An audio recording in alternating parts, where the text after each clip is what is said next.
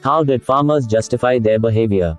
Whereas hunter-gatherers were seldom aware of the damage they inflicted on the ecosystem, farmers knew perfectly well what they were doing. They knew they were exploiting domesticated animals and subjugating them to human desires and whims. They justified their actions in the name of new theist religions, which mushroomed and spread in the wake of the agricultural revolution. Theist religions maintained that the universe is ruled by a group of great gods, or perhaps by a single capital G god. We don't normally associate this idea with agriculture, but at least in their beginnings theist religions were an agricultural enterprise. The theology, mythology and liturgy of religions such as Judaism, Hinduism and Christianity revolved at first around the relationship between humans, domesticated plants and farm animals. 25 Biblical Judaism, for instance, catered to peasants and shepherds. Most of its commandments dealt with farming and village life, and its major holidays were harvest festivals. People today imagine the ancient temple in Jerusalem as a kind of big synagogue where priests clad in snow-white robes welcomed devout pilgrims, melodious choirs sang psalms and incense perfumed the air. In reality, it looked much more like a cross between a slaughterhouse and a barbecue joint than a modern synagogue. The pilgrims did not come empty-handed. They brought with them a never-ending stream of sheep, goats, chickens and other animals, which were sacrificed at the god's altar and then cooked and eaten. The psalm-singing choirs could hardly be heard over the bellowing and bleating of calves and kids. Priests in blood-stained outfits cut the victims' throats, collected the gushing blood in jars and spilled it over the altar. The perfume of incense mixed with the odors of congealed blood and roasted meat, while swarms of black flies buzzed just about everywhere. See, for example, Numbers 28, Deuteronomy 12, and 1 Samuel 2. A modern Jewish family that celebrates a holiday by having a barbecue on their front lawn is much closer to the spirit of biblical times than an Orthodox family that spends the time studying scriptures in a synagogue. Theist religions, such as Biblical Judaism, justified the agricultural economy through new cosmological myths. Animist religions had previously depicted the universe as a grand Chinese opera with a limitless cast of colorful actors. Elephants and oak trees, crocodiles and rivers, mountains and frogs, ghosts and fairies, angels and demons, each had a role in the cosmic opera. Theist religions rewrote the script, turning the universe into a bleak Ibsen drama with just two main characters, man and God.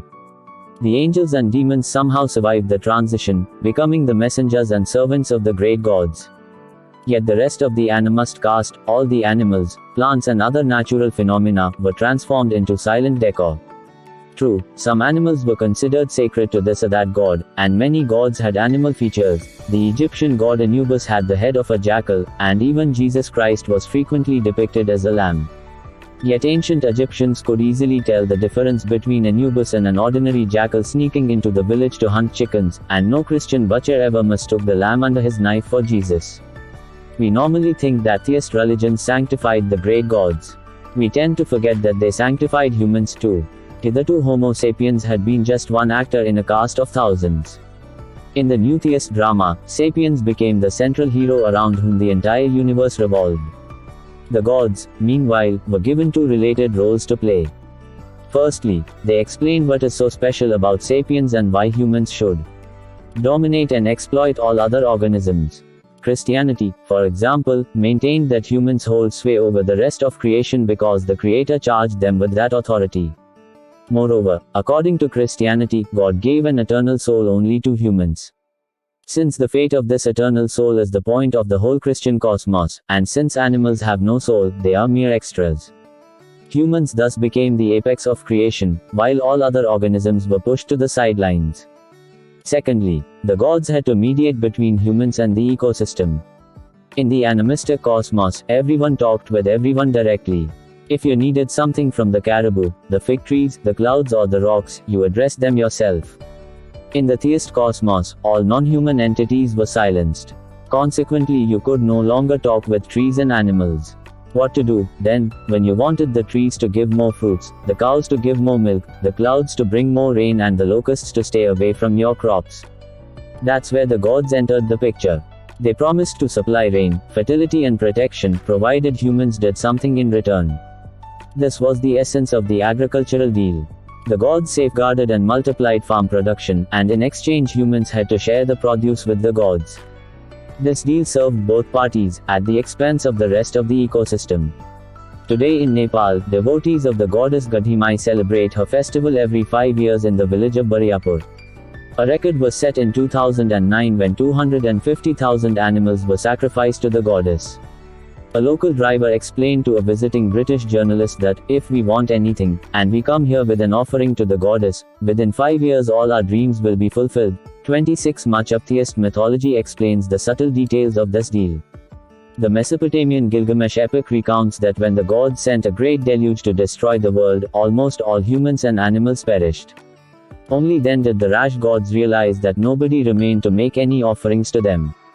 They became crazed with hunger and distress. Luckily, one human family survived, thanks to the foresight of the god Enki, who instructed his devotee Utnapishtim to take shelter in a large wooden ark along with his relatives and a menagerie of animals. When the deluge subsided and thus Mesopotamian Noah emerged from his ark, the first thing he did was sacrifice some animals to the gods.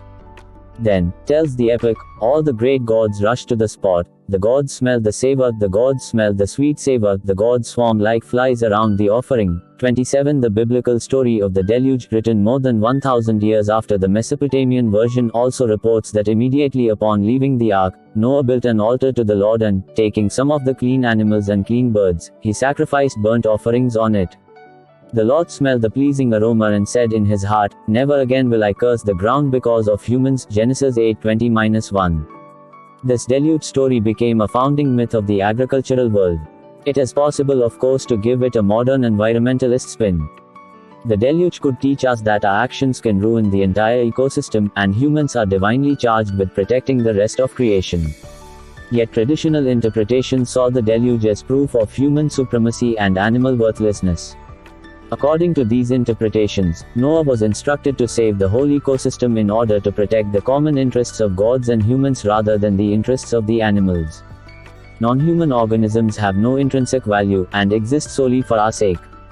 After all, when the Lord saw how great the wickedness of the human race had become, he resolved to wipe from the face of the earth the human race I have created, and with them the animals, the birds and the creatures that move along the ground, for I regret that I have made them. Genesis 6:7.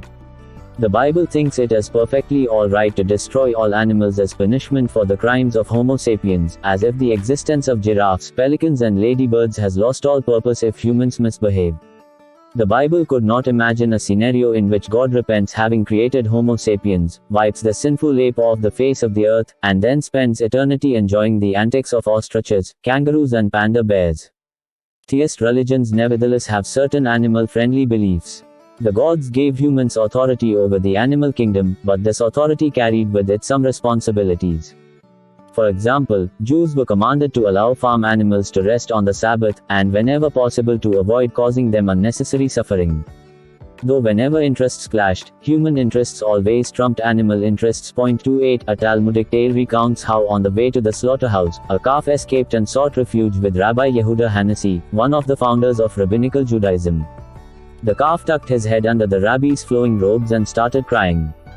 Yet the rabbi pushed the calf away, saying, "Go. You were created for that very purpose." Since the rabbi showed no mercy, God punished him, and he suffered from a painful illness for 13 years. Then, one day, a servant cleaning the rabbi's house found some newborn rats and began sweeping them out. Rabbi Yehuda rushed to save the helpless creatures, instructing the servant to leave them in peace, because God is good to all, and has compassion on all he has made. Psalms 145:9.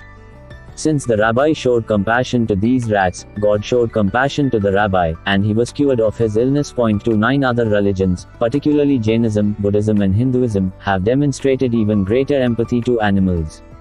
They emphasize the connection between humans and the rest of the ecosystem, and their foremost ethical commandment has been to avoid killing any living being. Whereas the biblical, "Thou shalt not kill," covered only humans, the ancient Indian principle of ahimsa, non-violence, extends to every sentient being. Jain monks are particularly careful in this regard. They always cover their mouths with a white cloth, lest they inhale an insect, and whenever they walk they carry a broom to gently sweep any ant or beetle from their path. 30 Nevertheless, all agricultural religions, Jainism, Buddhism and Hinduism included, found ways to justify human superiority and the exploitation of animals, if not for meat, then for milk and muscle power. They have all claimed that a natural hierarchy of beings entitles humans to control and use other animals, provided that the humans observe certain restrictions. Hinduism, for example, has sanctified cows and forbidden eating beef, but has also provided the ultimate justification for the dairy industry, alleging that cows are generous creatures, and positively yearn to share their milk with humankind. Humans thus committed themselves to an agricultural deal. According to this deal, cosmic forces gave humans command over other animals, on condition that humans fulfilled certain obligations towards the gods, towards nature and towards the animals themselves. It was easy to believe in the existence of such a cosmic compact, because it reflected the daily routine of farming life. Hunter-gatherers had not seen themselves as superior beings because they were seldom aware of their impact on the ecosystem. A typical band numbered in the dozens, it was surrounded by thousands of wild animals, and its survival depended on understanding and respecting the desires of these animals. Foragers had to constantly ask themselves what deer dream about, and what lions think. Otherwise, they could not hunt the deer, nor escape the lions. Farmers, in contrast, lived in a world controlled and shaped by human dreams and thoughts. Humans were still subject to formidable natural forces such as storms and earthquakes, but they were far less dependent on the wishes of other animals. A farm boy learned early on to ride a horse, harness a bull, whip a stubborn donkey and lead the sheep to pasture. It was easy and tempting to believe that such everyday activities reflected either the natural order of things or the will of heaven. It is no coincidence that the Naikar of southern India treat elephants, snakes and forest trees as beings equal to humans, but have a very different view of domesticated plants and animals. In the Naikar language, a living being possessing a unique personality is called Mansam. When probed by the anthropologist Danny Navi, they explained that all elephants are Mansam. We live in the forest, they live in the forest. We are all Mansam. ... So are bears, deer and tigers. All forest animals. What about cows? Cows are different. You have to lead them everywhere. And chickens. They are nothing. They are not Mansam. And forest trees. Yes, they live for such a long time. And tea bushes. Oh, these I cultivate so that I can sell the tea leaves and buy what I need from the store. No, they aren't Mansam. 31 We should also bear in mind how humans themselves were treated in most agricultural societies. In biblical Israel or medieval China, it was common to whip humans, enslave them, torture and execute them. Humans were considered as mere property.